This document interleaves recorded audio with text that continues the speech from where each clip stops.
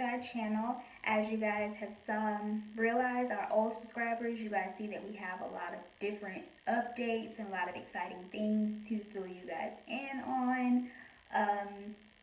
And that's what I'm here to do right now. Of course, this first video isn't with Darren because he's at work for one.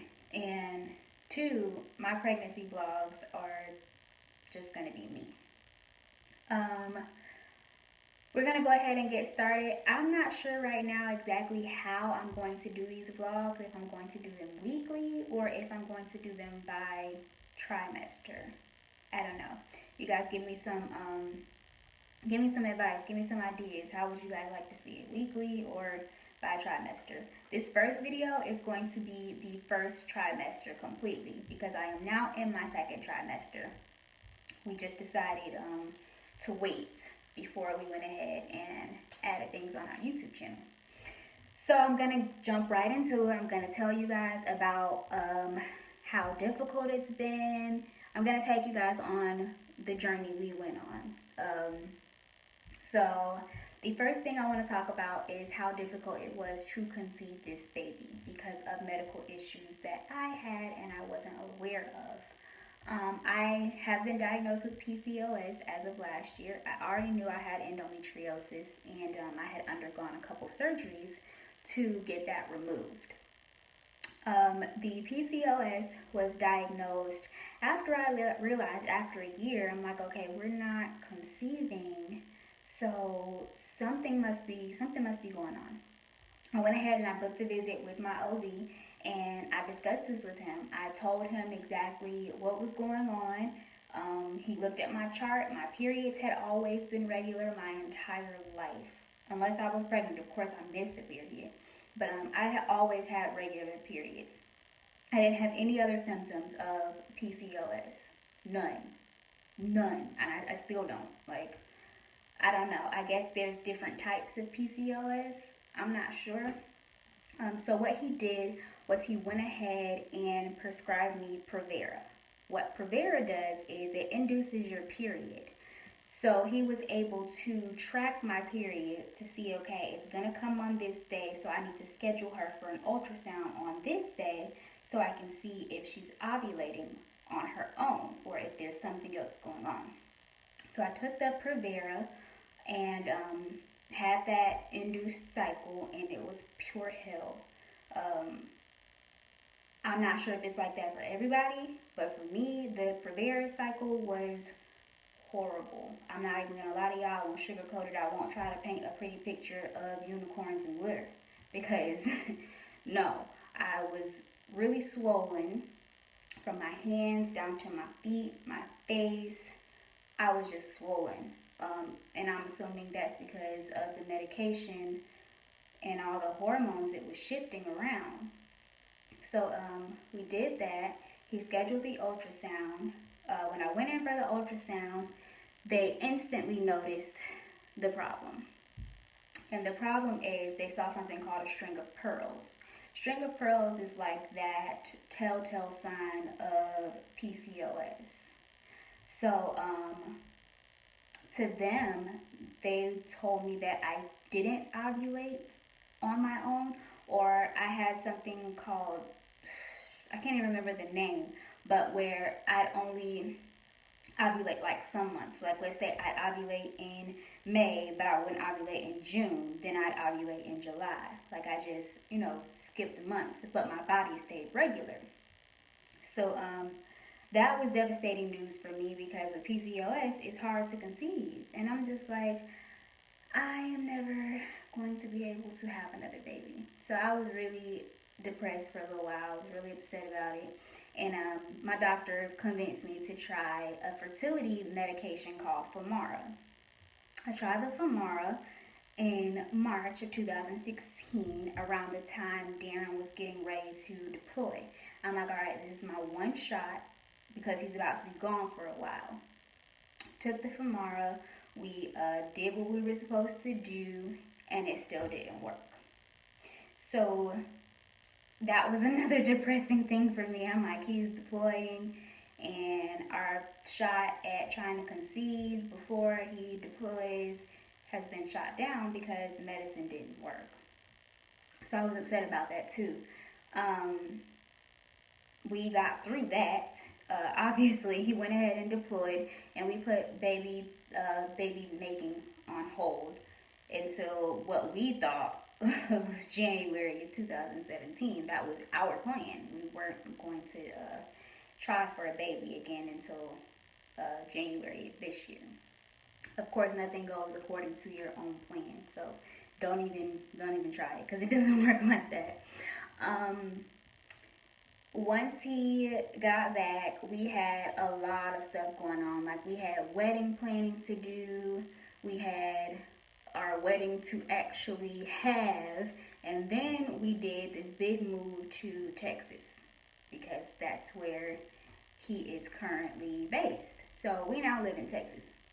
Y'all know we stayed in Florida before.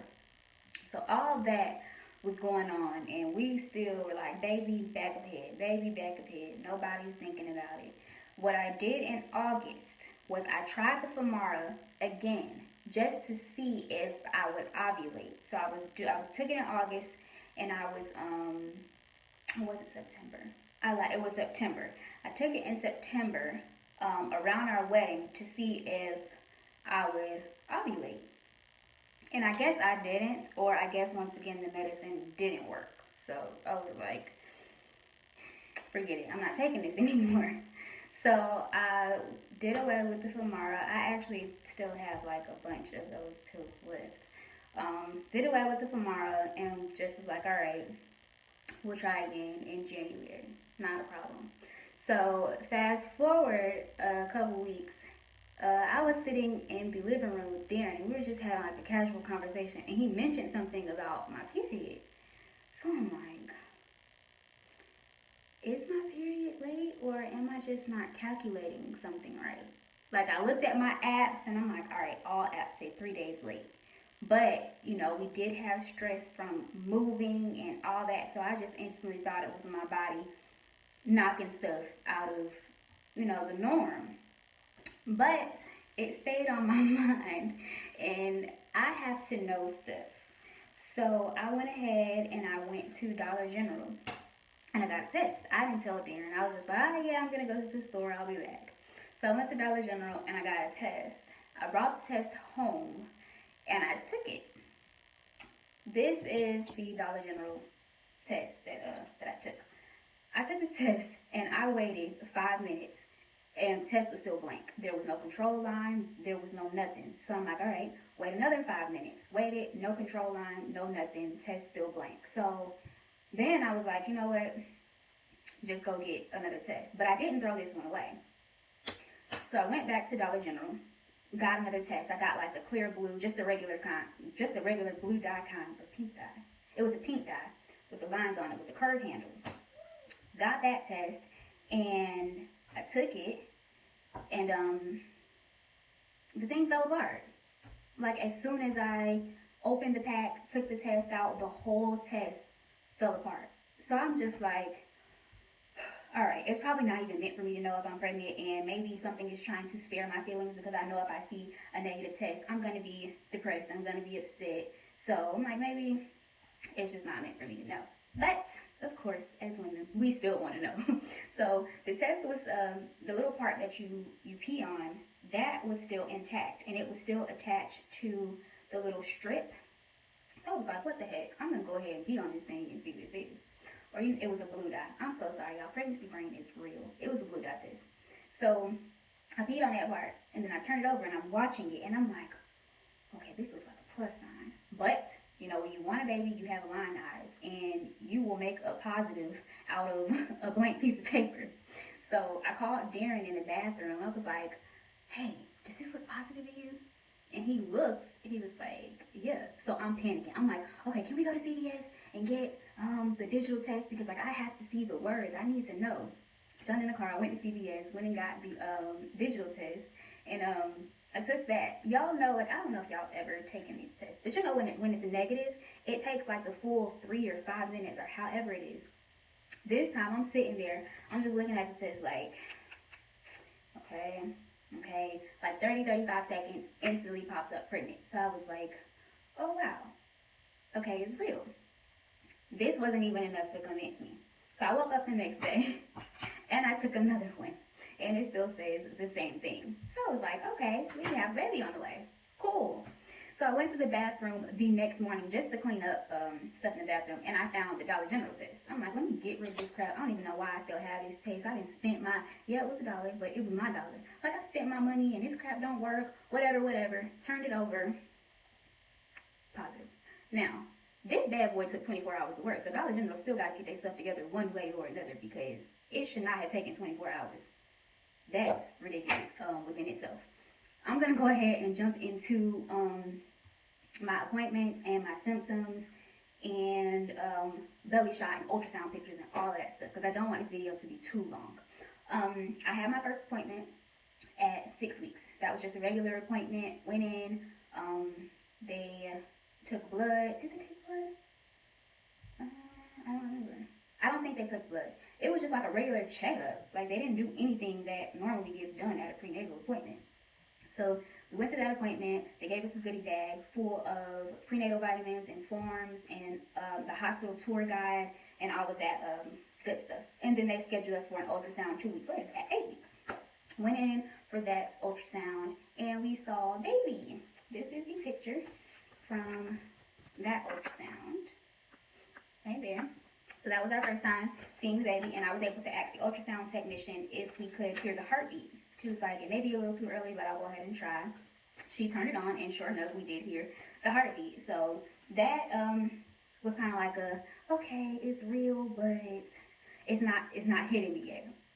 So after that appointment, they considered me high risk. Now, the reason why I am considered high risk is because I had a tiny baby, and that's Kaylee. She was 4 pounds 2 ounces.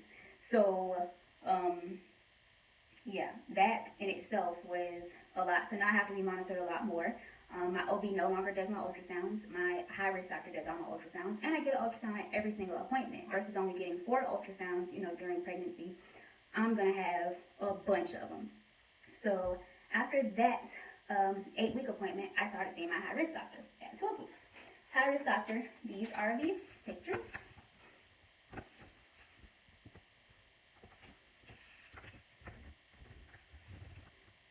Those are the pictures from the 12-week ultrasound with the high-risk doctor. And they have it on like this really, really big flat screen TV, and the lights are dim. It's a really nice environment. Like, we really love our high-risk doctor. Simply because we get to see the baby every time we go, and it's a really good experience. Symptoms and complications. Symptoms during my first trimester were the normal ones people get. I wasn't never sick with Kaylee, so I was like completely caught off guard this time. I was always nauseous. I did throw up a few times, simply because of things that I would eat, or I would just not feel good and just throw up. But that's what comes along with pregnancy. Whatever. I hate it. I'm glad I'm through that. The next thing I want to show you guys is a belly shot. And this belly shot, of course, is not the first trimester belly shot. I'm going to try to find a picture and insert it. But the belly I have right now is a 20-week belly. So that's what y'all are about to see. This is belly from the front. Side.